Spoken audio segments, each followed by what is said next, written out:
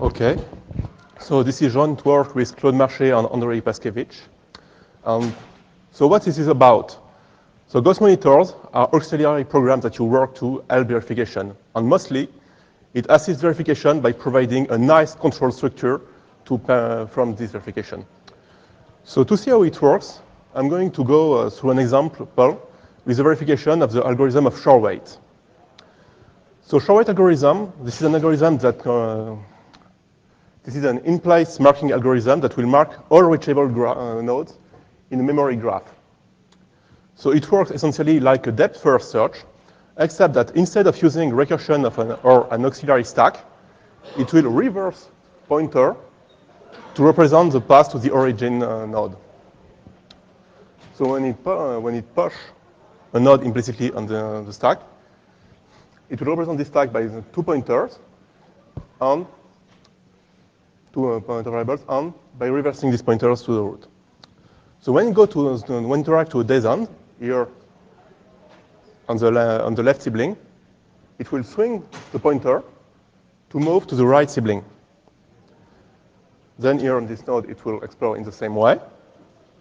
And once it arrives on the dead end of the right sibling, it will pop an element on the stack, putting the pointer back in its original position. So then it will pop again and do the same thing on the right side. And when it got back at the origin node, which you can detect because this pointer gets null, and it sees the node is marked, it ends. And indeed, everything was marked.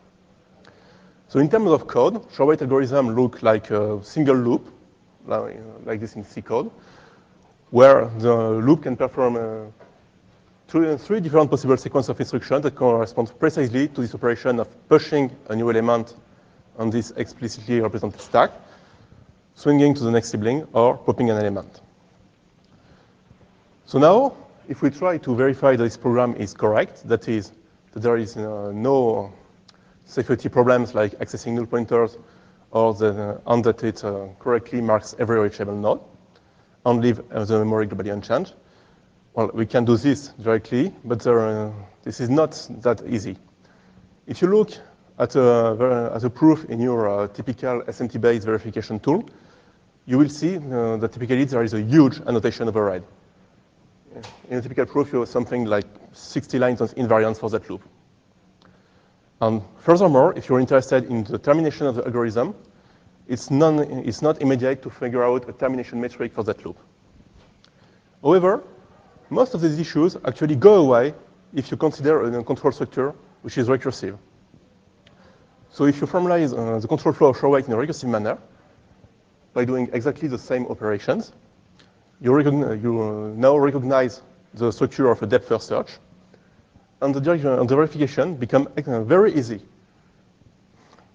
Essentially, you only need to give a contract for this recursive function, which is essentially the contract you would give with the depth-first search, plus a few tweaks for the memory, but you don't need much. You only need to say that a single call will not change anything. Well, it might change something internally, but it will undo all those changes.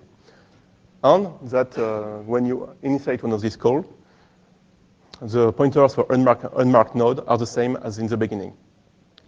And in particular, one thing which is interesting here is that we don't need to talk at all about the stack that Schorr-Waite algorithm explicitly represent. And this is why we have far less annotation than in the proof of the iterative version. Furthermore, if we're interested in termination as well, we have now a trivial termination metric simply by looking at the number of unmarked nodes, which decrease at each recursive call. But of course, not everything is fine. Because if you implement Schorr-Waite recursively, you defeat the entire point of the algorithm, which is precisely that you don't have recursion, neither an auxiliary stack. So can we somehow recover the best of both worlds? That is, having the nice iterative version without any auxiliary stack, but verification which is as easy as for the recursive version. Well, of course, the idea would be to somehow use the proof of this recursive version and map it to a proof to this iterative version. So the natural idea would be to use some form of program equivalence. But then you would have to prove that both programs perform exactly the same operation. A simpler idea is to force this correspondence by saying that this program will not perform its own updates, but instead only watch those performed by the iterative program. This way, we will have an immediate equivalence. More precisely, we will watch an execution segment between breakpoints. So we equip in order to, because we will not be able to find anything useful if we try to watch the overall execution in one go. And then we replace these updates by a call to a function which watches the execution from one breakpoint till the next. Then it's very easy to check that this modified recursive function here actually watches the execution of the iterative version from breakpoint 0 to breakpoint 2. So these calls correspond to the various iterations of the loop. Well, these two calls correspond respectively to initialization and exiting the loop. But there is something even more interesting.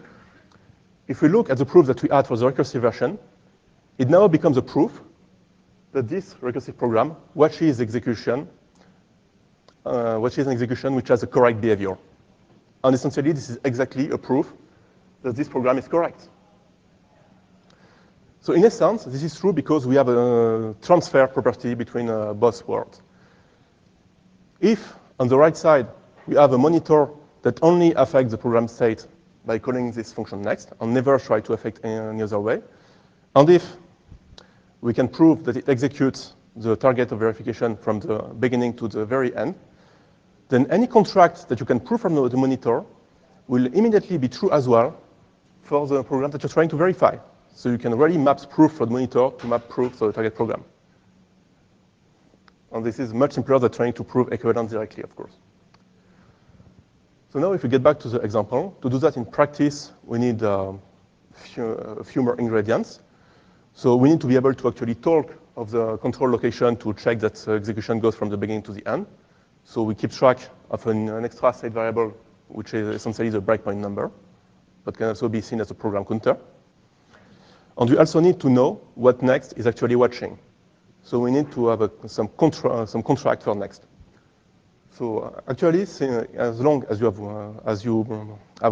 at least one breakpoint per cycle of the control flow, this contract can be mechanically generated. You can just apply something like strongest path condition. So it's not a problem. So we try to actually apply this method using the Y3 deductive verification tool.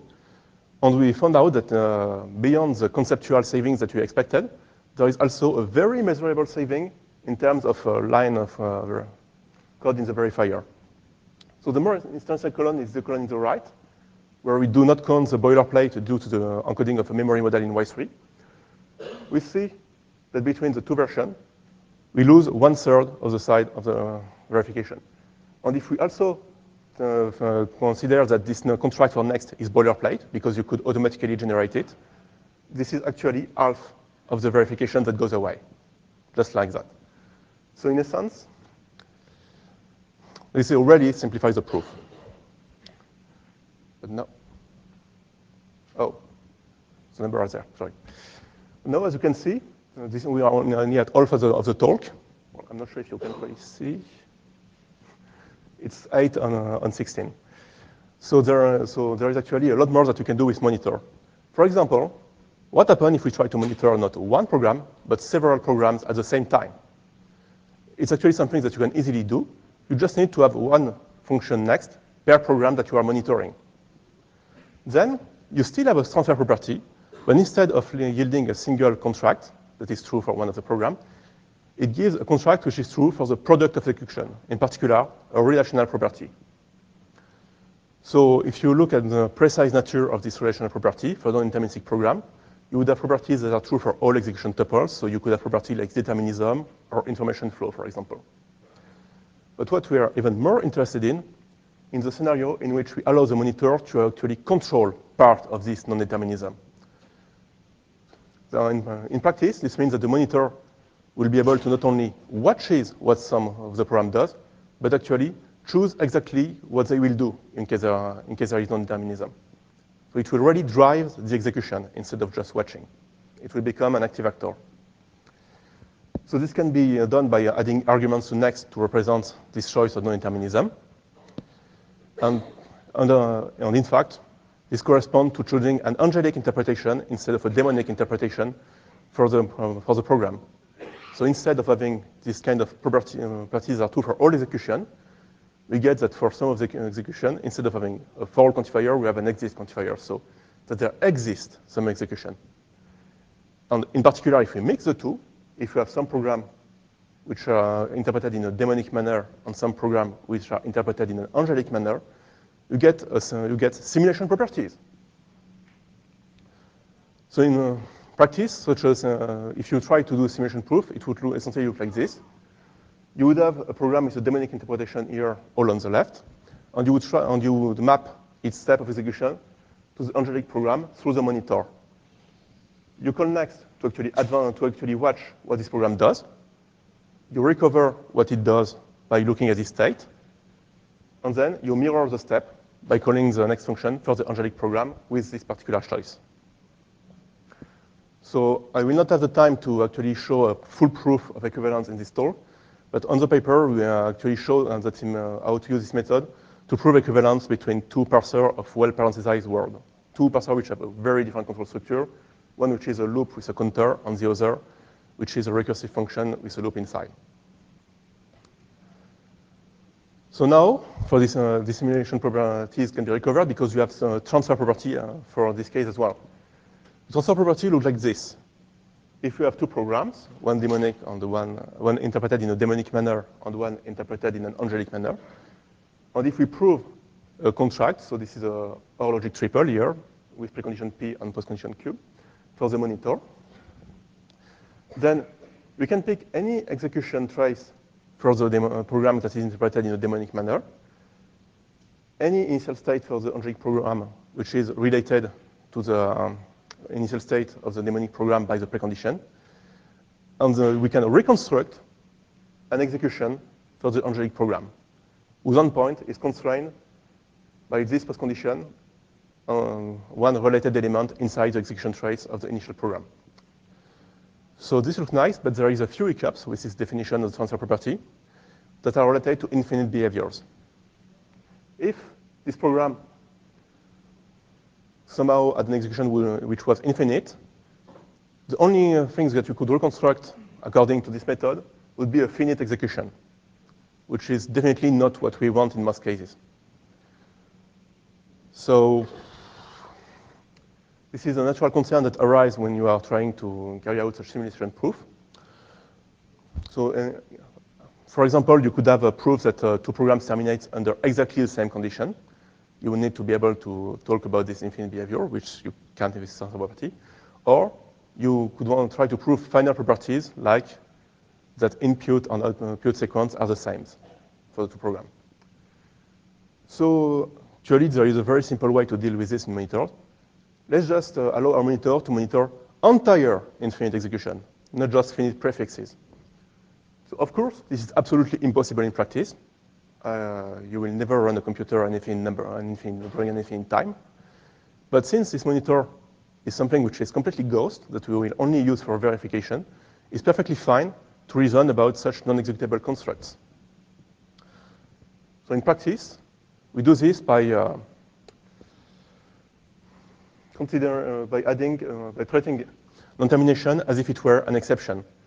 So we equip each recursive definition in the program, and each loop as well, of course, with a divergence handler. It's a construct that will be called whenever the function performs an infinite number of recursive calls in a sequence. It will be called with the infinite sequence of states that lead to this diverging behavior, and it will resume after this infinite execution by calling this divergence handler. So from a verification point of view, we can recover useful information here because we have a few constraints on this stack. First, it is that the precondition holds for the precondition of the function holds for every element in the stack. And second, that the stack is increasing from some progression order that, of course, you need to prove increase at each recursive call. So in this talk, I presented mostly high-level ideas. But in the paper, we base this on a formal approach. So, and we prove for language monitors that includes this event handler, a transfer property for a very generic case. In particular, it covers each of the cases that are presented in this talk. So to achieve this, we base our proof on a model of games, of transferring games. So games are naturally arise because here we have to consider both demonic and angelic interpretation of non-determinism. And furthermore, it's very easy to map all triples to game because their validity can be interpreted as the existence of a winning strategy. Now we also consider transferring game on just regular games because we want to talk about limit behaviors. From a high-level view, we do this by considering that whenever a game follows an infinite play, it resumes after this infinite play at the least upper bound. You don't have to take my word that is all sounds because this is actually backed by a mechanization. So, to conclude, so we have seen that this verification method of Ghost Monitor is particularly useful to indeed add the structure of this verification. And there is one more thing I'd like to point out. It's that the method is mostly language independent. As long as you have small step semantics, you can create this next function, which means that you can carry out verification. So this is a very interesting point for this verification method. In particular, it can be straightforwardly applied to assembly. So as for future work, there are a few directions in which we could extend this work. On the theoretical side, we would like to have smooth support for higher order and for concurrency, which our approach currently does not support. And we also would like to see how it would interact with separation logic features. On the more practical side, we could try to increase the degree of automation of our approach, which for now is not automated at all. We even need to actually write this next function by hand. And we would like to also explore larger use case for this approach. For example, a couple use case we're interested in would be to use these monitors as witness for compilation proofs. This is the end of the talk. So thank you for listening. Do you have questions? Okay, thank you. Yes, any questions? Yeah. Thanks very much for your talk. I was wondering if there could be any sort of modularity here. Could you, for instance, imagine building a ghost monitor for one part? If a program could be broken down into sub-programs, could you build a ghost monitor for both of those sub-programs and then sort of compose those ghost monitors together somehow? So I'm thinking like a compositional version of this. Is that possible? In a sense, you would mean using this method solely for sub-part of the program. I don't think there is any problem with that, since what you get in the end is an OR triple. So once you have an OR triple, you can compose it with other methods that based on OR triple. And conversely, if you prove that you have a subpart between two breakpoints that satisfy contract, even if there is a lot of cycles in there, you could very well inject this into a ghost monitor. So I think there is no problem with that.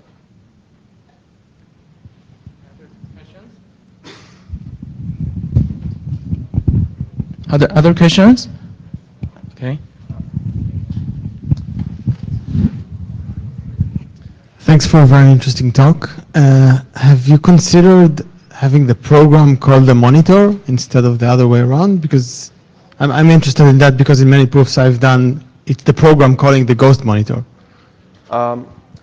I don't think this is really suited for our approach, because if the program calls ghost monitor, it means that essentially you already have the right structure inside the program. Because if you do this, well, here our approach only allows to verify once to carry out verification on one side on the other. You can switch, but you need clean points to do this. So if you try to call the ghost monitor, I would expect it to carry out the verification directly on the target program. And then I'm not sure what would be the point of calling the monitor at all. Okay. Other questions? Okay. No more question?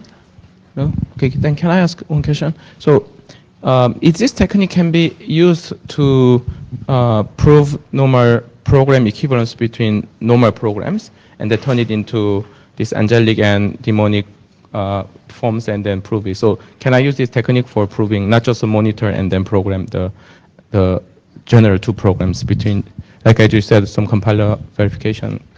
The relation, actually, we have an example that prove equivalence. Okay. So you need to prove simulation on both sides. Mm? And if you essentially prove this for both kind of interpretation, you get the simulation proof. So even You get the equivalence proof. with in general into arbitrary languages. Yeah. So, okay. You only need to be able to have these next functions. That's all that matters. Okay. So, okay. No more questions? Okay, then thank you to the speakers. Okay.